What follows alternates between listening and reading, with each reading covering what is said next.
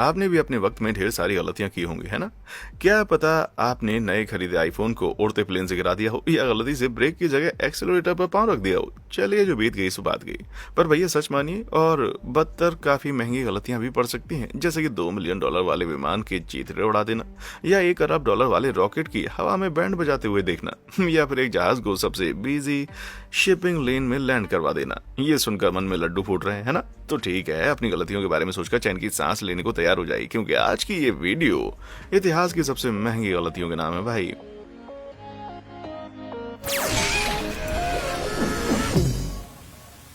छोटी गलती बड़ा हर्जाना। भैया मैं मानता हूँ कि टाइपिंग करते वक्त मुझसे हजारों गलतियां होती हैं, पर मेरा कोई भी गलत स्पेलिंग वाला टेक्स्ट या ट्वीट उस गलती को टक्कर नहीं दे सकता जो ईबे सेलर कलेक्टर डैन ने 2007 में की थी। उन्होंने ऑल सॉप के आर्कटिक एले वाली एक बोतल को नीलामी के लिए चुना, जो पूरी तरह से कॉर्क और मोम सोल्ड थी। नीचे एक लैमिनेटेड नोट के साथ नोट में लिखा था कि सन 1919 में ये बोतल उन लिमिटेड कलेक्शन में से एक थी जिसे खास तौर पर 1852 में एक पोलर यात्रा के लिए बनाया गया था। ये नोट इसके रियल और निहायत रेयर होने का प्रूफ था, जिसकी कीमत किसी भी शराब के शौकीन बनाने वाले या बियर विशेषज्ञ के लिए सैकड़ों हजारों डॉलर्स की थी। लेकिन यहाँ हुआ कलेक्टर से एक बड़ा ब्लंडर। वो ऑल सॉप्स की स्पेलिंग में पी लिखना भूल गया, तो ऑर्डर के लिए जो भी उसकी स्पेलिंग गूगल वेबसाइट पर डालता, रिजल्ट नॉट फाउंड आता, जिसके कारण बियर की सिर्फ 2 बोलियां लगी। आखिर में वुड स्कोर नाम के एक खरीदार जो ओक्लाहोमा का था, उसे ये सिर्फ $304 में मिल गई।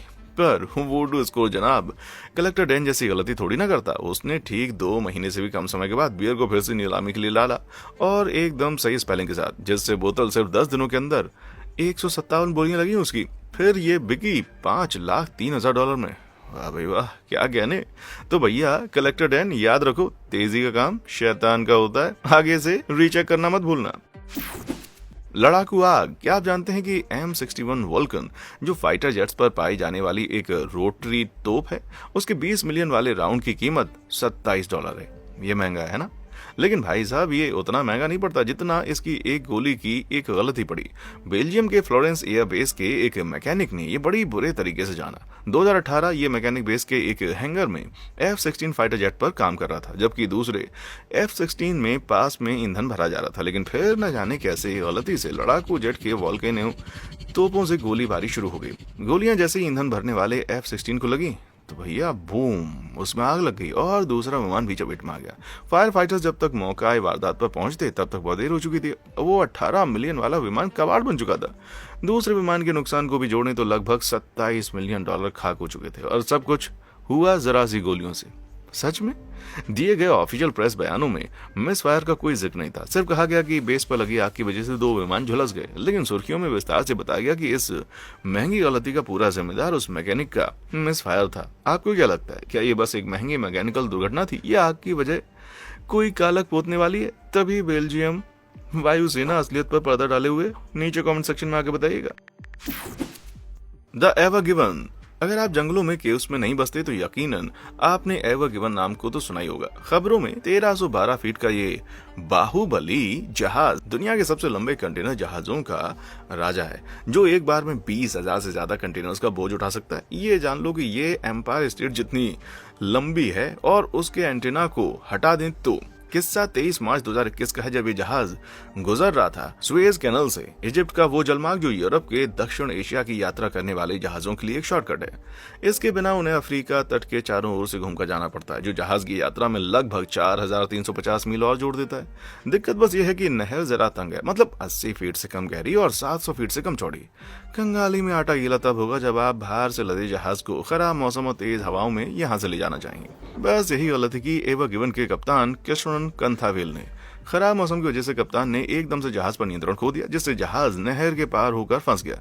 जहाज को किनारे से धकेलने के लिए हजारों टग बोट्स को बुलाना पड़ा।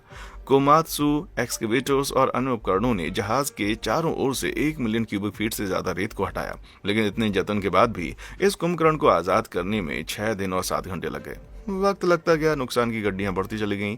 इसने हर घंटे $400 मिलियन से ज्यादा कीमत के सामान को फंसा दिया था भाई, जो व्यापार के नुकसान में 31.5 बिलियन डॉलर तक बढ़ गया था। जले पर नमक छिड़का अदालत ने, क्योंकि जब जहाज के मालिकों को नुकसान की भरपाई करने के लिए 900 मिलियन डॉलर भी चुकाना था, तो भैया टोटल हुआ 32.4 बिलियन डॉलर का नुकसान। भले ही अथॉरिटी ने इस घटना के लिए पूरी तरह से कैप्टन कांथवेल को जिम्मेदार ठहराया हो, पर करीब करीब अरब डॉलर मुआवजे की गाज गिरी उनके एम्प्लॉयज के सर पर। इस कीमत के जख्म पर जरा सा मलहम सोशल मीडिया पर एवर गिवन पर बने क्लासिक मीम्स ने लगाया मेरे भाई।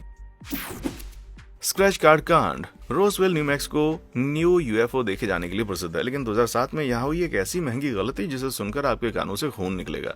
रोजवेल की होंडा डीलरशिप के जनरल मैनेजर ने एक डायरेक्ट मेल मार्केटिंग कंपनी को हायर किया वहां रहने वालों के लिए 50,000 स्क्रैच ऑफ टिकट भेजने के लिए, जिसमें एक लकी टिकट वाले को $1,000 का शानदार पुरस्कार मिला। लेकिन विज्ञापन के वक्त टाइपिंग में हुई गलती ने सभी 50,000 टिकट वालों को पुरस्कार विजेता बना डाला। तो भैया असल में डिसाइड हुआ था $1,000 पर जेफ की डीलरशिप को अब $50 मिलियन की सेंध लगने वाली थी। मैं भी मालामाल, तू भी मालामाल, बल्कि हम सभी मालामाल। सच में देने वाला जब भी देता जपर फाड़ के। पर सौभाग्य से जेफ ने आखिरी 20,000 टिकट जारी होने से पहले उस गलती को देखा, पर नाव तब तक डूब चुकी थी। मार्केटिंग कंपनी बहुत ज्यादा शर्मिंदा थी और पीआर नुकसान की भरपाई के लिए उन्होंने दिए $5 वॉलमार्ट गिफ्ट कार्ड और दिया एक मौका उस कॉन्टेस्ट में प्रवेश करने का, जिसमें लोग पहले से बड़े इनाम जीत सकते थे। मतलब पहले वादा तोड़ा, फिर उस पर एक वादा और कर डाला। वाह भाई, ना मुझसे गिफ्ट की कतई उम्मीद करना, लेकिन अगर आप नीचे लाइक और सब्सक्राइब बटन दबाते हैं तो मैं आपको मुफ्त वीडियो ढेर सारा मनोरंजन जरूर लाकर दे सकता हूँ। हाँ माना उससे आपको पैसे नहीं मिलेंगे, पर फिर भी ये बढ़िया डील है गुरु। कर दिया, शुक्रिया। चलो तो फिर आगे बढ़ते हैं। कंटेनर वाली आपदा। सोचिए आप बन ढंग कर तैयार हुए पर मौसम खराब हो गया, जिससे तशरीफ घर पर टिकानी पड़ी। भाई अगर वन हिप्स के कप्तान के पास ये समझ होती तो ये जहाज आज इस वीडियो में नहीं होता। तो नवंबर 2020 में 1194 फीट का एक जापानी कंटेनर जहाज यांतियन से लॉन्ग बीच के लिए रवाना हुआ, लेकिन 1600 मील के बाद जहाज फंस गया पैसिफिक के एक बड़े तूफान में। भले इन जहाजों को ऐसे मौसम का पता लगाने और उसका सामना करने के लिए बनाया जाता है, लेकिन हालात इतने बुरे थे कि जहाज के ऊपर रखे कंटेनर लड़खड़ाने लगे। कुल मिलाकर तूफान ने वन एप्स के 14,000 में से 1,816 पीसेस को समुद्र में गिरा दिया। कप्तान को मजबूरी में जहाज को घुमाकर कोबे में खाली करना पड़ा। खाली करने पर इतने भारी नुकसान को देखकर सब हैरान और परेशान थे। कुछ कंटेनर एकदम पिचक गए, बाकी जहाज पर मुश्किल से टिके हुए थे। ये बहुत बड़ा कांड था। यह अनुमान लगाया गया है कि इस घटना में लगभग $200 मिलियन से भी ज्यादा का माल का नुकसान हुआ। यह शिपिंग इतिहास का दूसरा सबसे बड़ा कार्गो नुकसान था। हालांकि इसकी जांच पड़ताल अभी जारी है।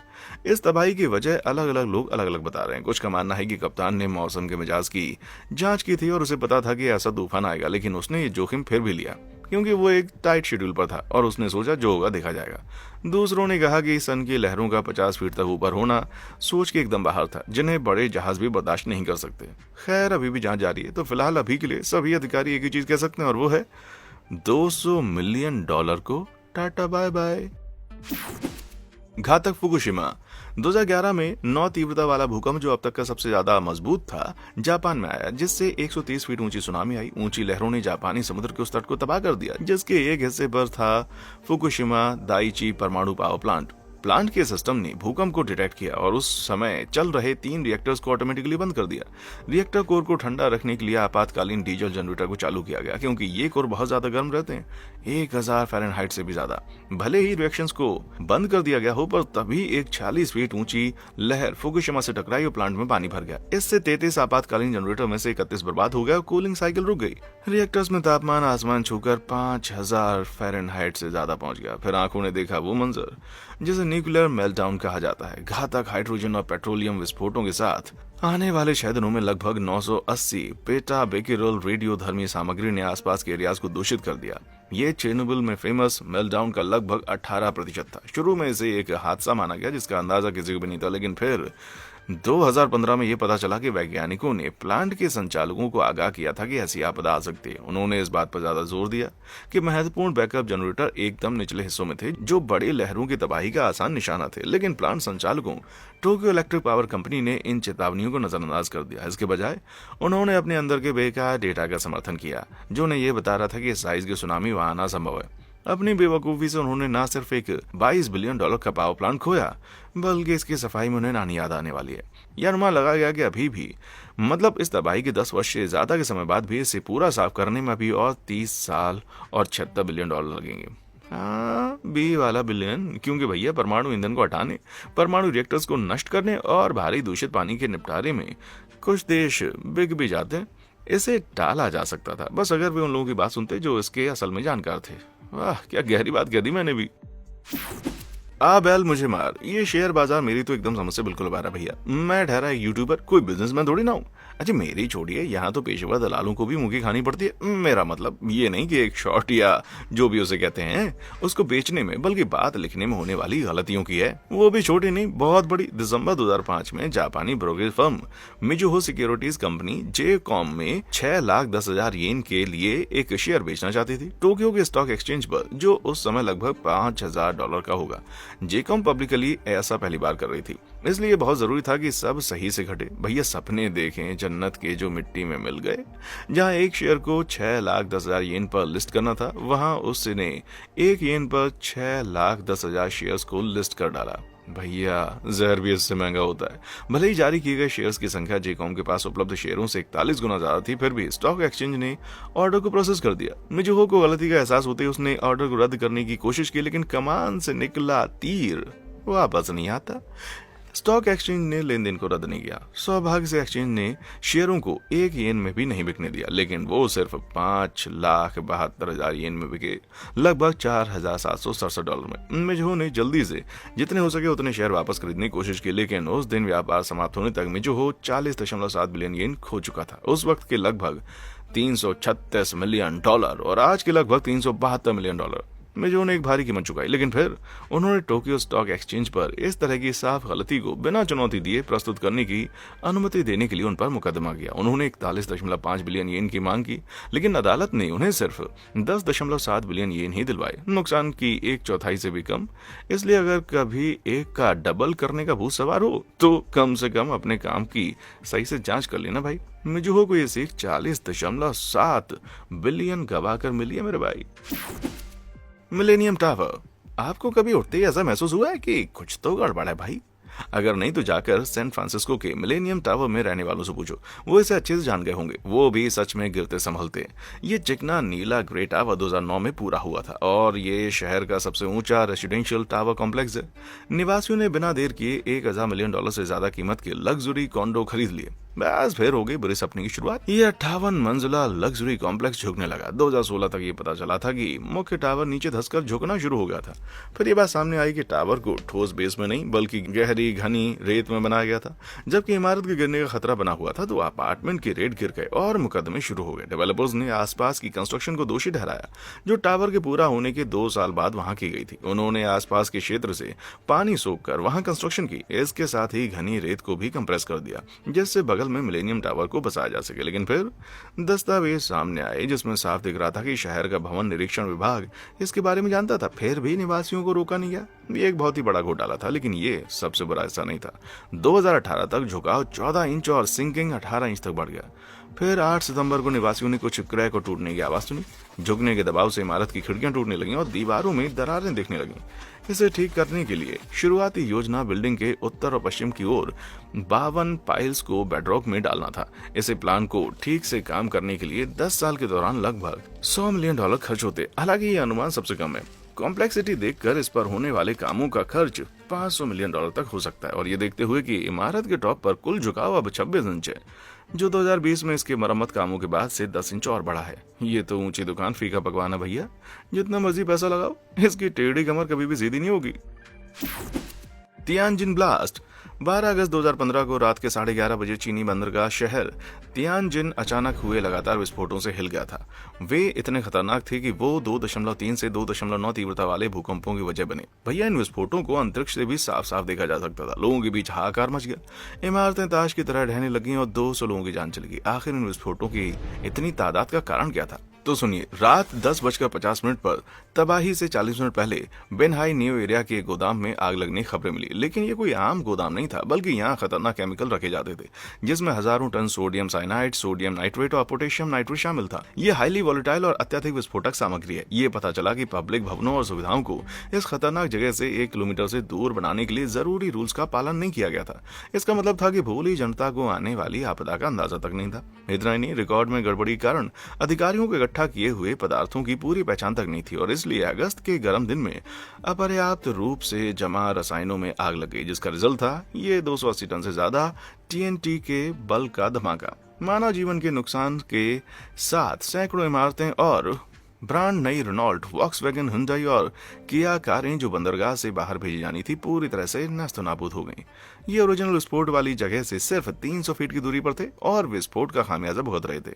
मोटे तौर पर 26,000 नई कारें पूरी तरह से बर्बाद हो गईं। अनुमानित 3 अरब युआन की राशि, मतलब लगभग $473 मिलियन का नुकसान। और ये तो बस शुरुआत भर थी। सप्लाई चेन की तबाही की लागत अविश्वसनीय $9 बिलियन है, जो कि चीन के इतिहास में तीसरी सबसे बड़ा सप्लाई डिसरप्शन बना। 49 सरकारी अधिकारियों, गोदाम अधिकारियों और कर्मचारियों को जेल की सजा दी गई। इस आपदा कारण बने सुरक्षा नियमों को दरकिनार करने के लिए मरने वालों के परिवारों को कुछ मुआवजा मिला। साथ ही सरकार ने 130% की दर से विस्फोट से तबाह हुई संपत्तियों को वापस खरीदने का वादा किया। इसका मतलब यह है कि ओवरसाइट की कुल लागत $10 बिलियन थी। मुझे लगता है कि आपको सेफ्टी का मतलब समझ आ गया होगा, वरना बहरों को समझाने के लिए ऐसे ही धमाके होते मेरे भाई। Beirut blast. आपको लगता होगा कि तियानजिन ब्लास्ट से सीख लेकर धरती पर दूसरा कोई भी इतना मूर्ख और लापरवाह नहीं होगा कि वो फिर से वैसी ही गलती करे, है ना? सही में। आइए 2020 में वापस बेरूत लेबनान की ओर चलें, जहां 4 अगस्त को बंदरगाह के एक गोदाम में आग लग गई। फिर देखें 20 मिनट के बाद का नजारा।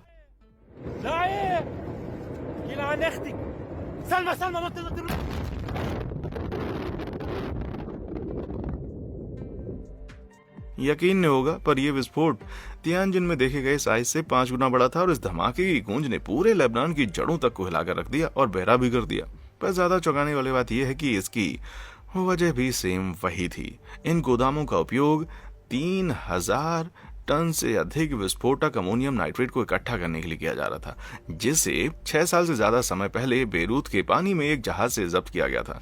इसका माल जब्त कर लिया गया और बंदरगाह के गोदाम में ले जाया गया। 12 अधिकारियों को पता भी था कि यह खतरनाक है, फिर भी वे इसे ठीक से स्टोर करने में विफल रहे। ये वो हादसा था जो बस घटने का इंतजार कर रहा था। इसलिए 2020 में जब किसी वजह से गोदाम में एक छोटी सी आग शुरू हुई तो नाइट्रेट्स 1.1 किलोटन टीएनटी के बल के साथ फट गए। इतिहास के सबसे शक्तिशाली गैर परमाणु विस्फोटों में से एक, जिसने आसपास की इमारतों को समतल कर दिया था, क्लैडिंग को हटा दिया था, तबाही में फंसी कारों को बर्बाद कर दिया था और 3 लाख लोग घर बेघर हो गए थे। तबाही का पैमाना अविश्वसनीय था और लागत को भारी झटका लगा। माना जाता है कि अकेले बीमा नुकसान $3 अरब तक पहुंच गया। इस विस्फोट से अनुमान लगाया गया है कि आर्थिक नुकसान में $15 अरब से ज्यादा का नुकसान हुआ है। विश्वास नहीं हो रहा है कि मुझे इसे फिर से कहना होगा। अगर आपके पास ऐसी सामग्री है तो होशियार रहें, वरना सावधानी हटी तो दुर्घटना घटी भाई। चैलेंजर आपदा। 18 जनवरी 1986 को अमेरिकी अंतरिक्षयान चैलेंजर ने केप कैनवेरल में अपनी लॉन्च साइट से उड़ान भरी। खराब मौसम और तकनीकी समस्याओं के कारण कई दिनों से देरी हो रही थी। आखिरकार इसे अंजाम दिया गया। सभी प्रणालियां ठीक ही लग रही थी, मौसम भी अच्छा लग रहा था और बोर्ड पर सवार 7 दल बिल्कुल तैयार थे। लेकिन फिर उड़ान के 73 सेकंड में ये हो गया। 1 minute 15 seconds. Velocity 2,900 feet per second. Altitude 9 nautical miles. Downrange distance 7 nautical miles. Shuttle अचानक धुएं और मलबे के एक बड़े से ढेर में बदल गए। लाखों लोगों ने मानव इतिहास में पहली बड़ी शटल दुर्घटना को लाइव टीवी पर देखा। दुर्भाग्य से 7 में से कोई भी जिंदा नहीं बचा और लोग जवाब चाहते थे। क्या गलत हुआ, ये जानने के लिए एक स्पेशल कमीशन बनाया गया और जवाब ने सबको चौंका दिया। रॉकेट बूस्टर के रबर रिंग्स, जो गैसों को बाहर निकलने से रोकने के लिए थे, लॉन्च के दिन रिकॉर्ड किए गए कम तापमान से प्रभावित हुए थे। लिफ्ट ऑफ के तुरंत बाद भी टूट गए। दबाव वाली गैस ईंधन टैंक में रिसने लगी, जिससे स्ट्रक्चरल फेलियर और फिर ये विस्फोट हुआ। लेकिन अब तक की सबसे बुरी बात यह थी कि नासा को इन ओ रिंग्स के बारे में पता था। नासा में काम करने वाले एक इंजीनियर एलन मैकडॉनल्ड्स ने लॉन्च के लिए रॉकेट को मंजूरी देने से इनकार कर दिया था, क्योंकि वो ओ रिंग्स की इतने ठंडे तापमान में काम करने की क्षमता के बारे में चिंतित थे। लेकिन नासा ने मैकडॉनल्ड्स की चेतावनी को नहीं सुनने का फैसला किया, क्योंकि उन पर साल में कम से कम 24 मिशन शुरू करने का दबाव था और इसलिए उन्होंने लॉन्च कर दिया। और दुख की बात है कि चालक दल की मौत के साथ इसके नुकसान में 1970 के दशक में बने चैलेंजर रॉकेट की $1.5 बिलियन वाली राशि भी थी। चैलेंजर को बदलने की लागत कई डिजाइन दोषों के सभी सुधारों, सभी ऑनबोर्ड उपकरण को मिलाकर $3.2 बिलियन से ज्यादा आई। ये कुल मिलाकर $4.7 बिलियन है। ये आज के लगभग $24.5 बिलियन हुए भाई। जब कहा था तो मानी नहीं। इसे देखकर बस एलन यही कहना चाहते होंगे, ये तो होना ही था। एमवी तिरंगा 24 दिसंबर 2002 को दोपहर 2 बजे एमवी तिरंगा अंग्रेजी चैनल पर लहरा रहा था। ये 55,000 टन 627 फीट की बेहेमोथ कार ज़ीब्रुज से साउथहैम्पटन के बंदरगाह तक 2,871 लग्जरी कारों को ले जा रहा था। घने कोहरे से गुजरते हुए एक और छोटा जहाज द करेबा तिरंगे के साथ यात्रा कर रहा था। तभी अचानक आपदा आ गई। करेबा बिना किसी चेतावनी के तिरंगे से टकराते हुए तेजी से पलट गया। 30 मिनट बाद करेबा, जो डैमेज होने पर भी तैर रहा था, वो किसी तरह पास के बंदरगाह तक पहुंचा। तिरंगा हालांकि उथले अंग्रेजी चैनल में बिल्कुल पलट गया था। सौभाग्य से 24 चालक दल सही समय पर निकल गए। कोई जान तो नहीं गई, लेकिन $100 मिलियन की लग्जरी कार्स डूब गई। तो आखिर हुआ क्या था? खैर, दोनों जहाज बहुत बिजी शिपिंग लेन में यात्रा कर रहे थे जब एक तीसरा जहाज द क्लैरी उनके सामने से गुजरा। करीबा ने तिरंगे से आगे निकलने की कोशिश की, लेकिन तिरंगा धीमा नहीं हुआ क्योंकि संचालक रुकना नहीं चाहते थे। द क्लैरी में स्टाफ की कमी की वजह से वो बचने के लिए कुछ नहीं कर सका। लेकिन गैर जिम्मेदाराना बात यह थी कि इस घटना से पहले 15 मिनट में 3 जहाजों में से किसी ने भी दूसरे को चेतावनी देने के लिए अपने फॉग हॉर्न या रेडियो का उपयोग नहीं किया, और इसलिए हड़बड़ी में करीबा ने गलती से तिरंगे को टक्कर मार दी। तीनों बराबर जिम्मेदार थे, लेकिन वो तिरंगे की मुश्किलों की शुरुआत भर थी भाई। 1 साल बाद जहाज को निकाला गया। SMIT बचाव दल ने 3 महीने के दौरान 9 हिस्सों में इसके मलबे को बांटा। 2 कार प्लेटफॉर्म्स को यूज करके और सेक्शन एक बड़ी काटने वाले तार से अलग किए गए और इन्हें फिर ऊपर उठाकर एक बाज पर रखकर वापस ज़ीब्रुज में ले जाया गया, पर कोई भी लग्जरी कार नहीं बचाई जा सकी। अकेले बचाव काम और वापसी में $40 मिलियन की लागत आई, और लग्जरी कार्गो के नुकसान के साथ इसने $140 मिलियन की नकदी पर पानी फेर दिया। सच में इस डूबने वाले को तिनके का सहारा नहीं मिला भाई। आपको इनमें से कौन सी महंगी गलती सबसे बुरी लगी, और क्या आपने कोई भी ऐसी महंगी गलती की है जो उनसे मेल खाती हो? मुझे नीचे कमेंट सेक्शन में आकर बताएं। और हाँ, देखने के लिए शुक्रिया।